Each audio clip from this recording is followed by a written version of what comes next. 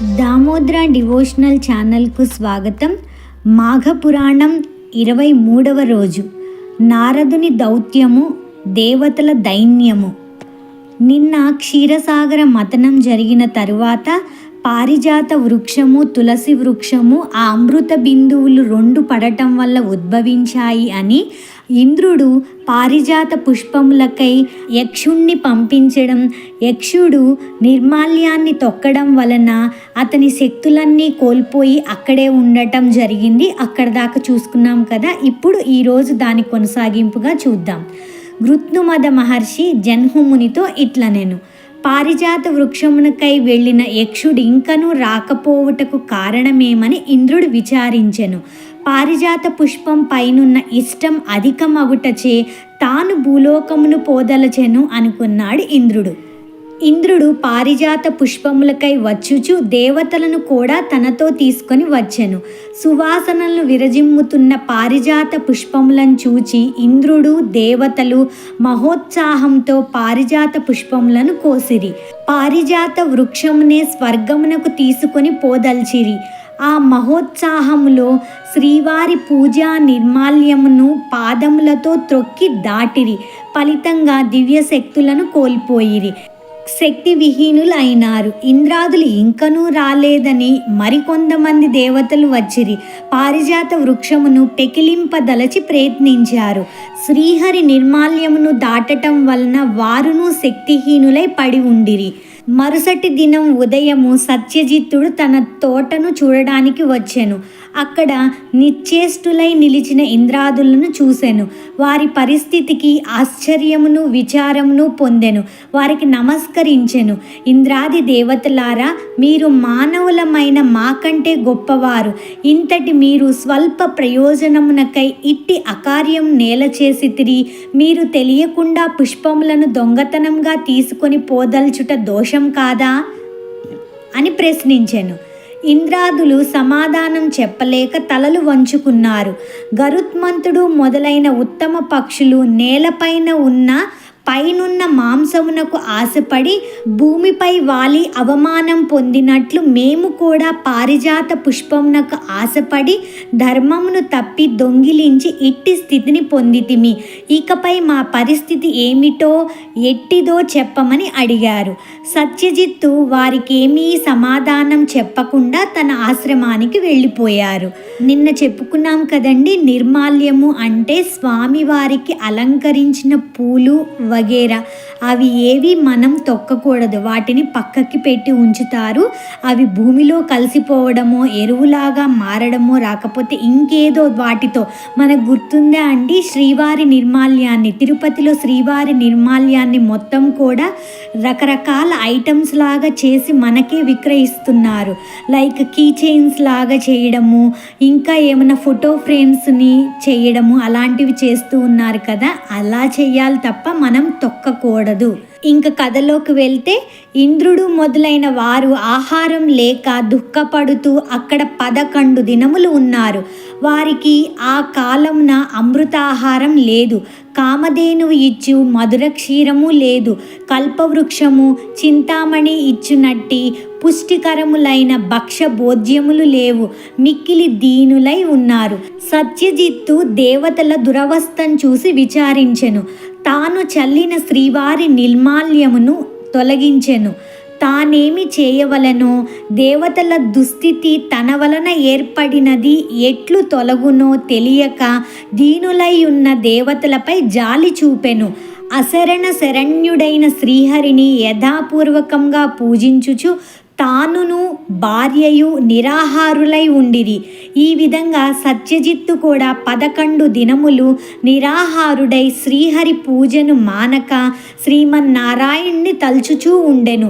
త్రిలోక సంచారియగు నారదుడు ఆకాశమున తిరుగుతూ దేవతల దురవస్థను గమనించెను. వారికి ఎట్టి సహాయము చేసినా వారి దురవస్థ పోవునో అతనికి తెలియలేదు. నేరుగా శ్రీహరిని చేరబోయెను. నారదుడును శ్రీహరికి నమస్కరించి ఇట్లు స్తుతించెను: ఎన్నో మాటలతో నారదుడు స్తుతించడం విని సర్వజ్ఞుడైన శ్రీహరి ఏమీ ఎరుగని వాని వలె, నారద స్వాగతము, ఇప్పుడెందుకీ స్తుతి, నీకేమి కావలెనో చెప్పుము, ఏమి చేసినా నీకు సుఖము అగునో అది ఎట్టిదైనను దేవాదులు సాధింపజాలనిదైనను నీకు సమకూర్చెదను చెప్పమని అడిగెను. దానికి నారదుడు తలవంచి, ఇంద్రాదులు చెడు పనిని చేసి ఆపద పాలైరి. భూమియందు పారిజాతమనే వృక్షం ఒకటి కలదు. దాని పుష్పముల సౌందర్య సువాసనలకు విస్మితులై ఆ పారిజాత పుష్పములను ఇష్టపడిరి. ఆ పుష్పములను ప్రతిదినం దొంగిలించుచూ ఉన్నారు.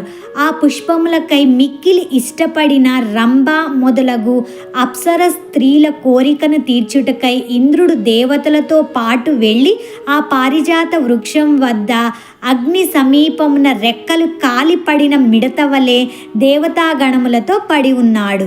అమృతాహారులైన ఇంద్రాది దేవతలు 11 దినముల నుండి నిరాహారులై దీనులై పడి ఉన్నారు. భగవాన్ శ్రీమన్నారాయణమూర్తి, నీవిప్పుడు వారిని దయవుంచి రక్షింపవలెనని నారదుడు కోరెను.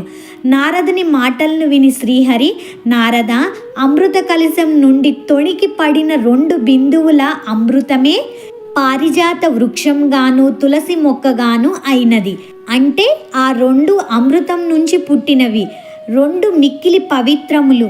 సత్యజిత్తు అనువాడు ఆ మొక్కలను సంరక్షించెను. తుదకు అది ఒక మనోహరమైన పుష్పవాటిక అయ్యెను. సత్యజిత్తు ఆ పుష్పములను తులసీ దళములను అమ్మి ఆ ధనముతో దరిద్రులను ఆర్తులను పోషించి తరువాత కుటుంబమును పోషించుకొనుచు ఉన్నాడు. నన్ను పూజించుచుండెను.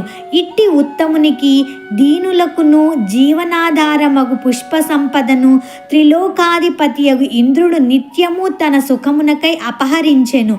చివరికి ఆ దీనుడగు సత్యజిత్తు నన్నర్పించిన, అంటే మహావిష్ణువుకి అర్పించిన నిర్మాల్యములను పుష్పవాటికలో జల్లగా భోగలాలసుడగు ఇంద్రుడు నా నిర్మాల్యమును కూడా దాటెను, త్రొక్కెను. ఇన్ని దోషములచే త్రిలోకాధిపతియగు ఇంద్రుడు వారి అనుచరులు శక్తిహీనులై తోటలో పడి ఉన్నారు. నన్ను పూజించిన నిర్మాల్యమును తెలిసి కాని తెలియక కాని దాటినా త్రొక్కినా ఎంతటి వాడు అయినను అంతటి శక్తిని కోల్పోయి దీనుడు కాక తప్పదు. అర్థమైంది కదండి. అందుకని ఎవరైనా పొరపాటున ఎప్పుడైనా అలాంటి నిర్మాల్యాలని పడేయడము తొక్కడం చేస్తూ ఉన్నట్లయితే ఇప్పటి నుంచి ఆ అలవాటుని మార్చుకుందాం.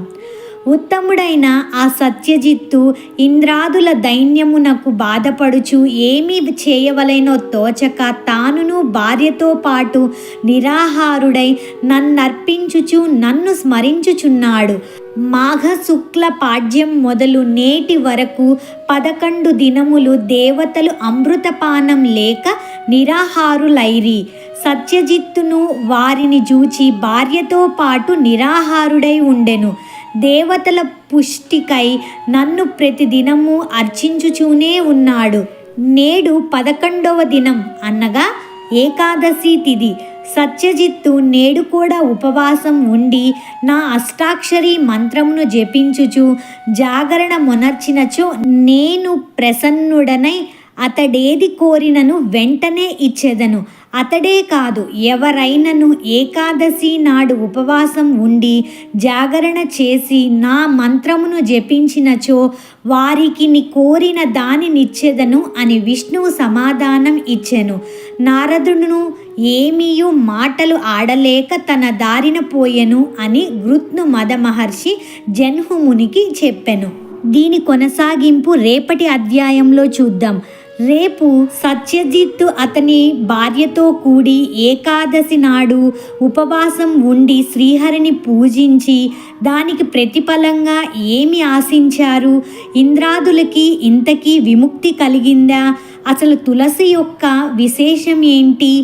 ఈ విశేషాలన్నీ రేపు చూద్దాం. సర్వం శ్రీకృష్ణార్పణమస్తు.